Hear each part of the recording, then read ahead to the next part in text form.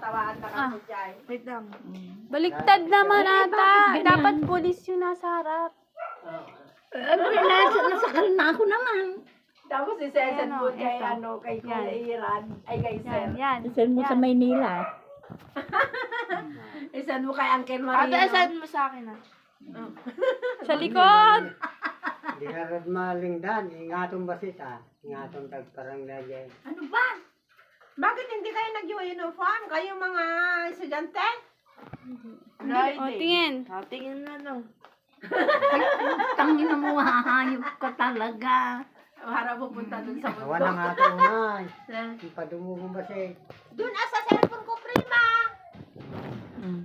Tama na. May buko niya kasi nakaano. O, ganyan. Yan. Ganyan talaga yung Tama, nagagawa. may- Tingin ka din eh. Mga kagaguan lang. Tingin, ngiti. Ayan.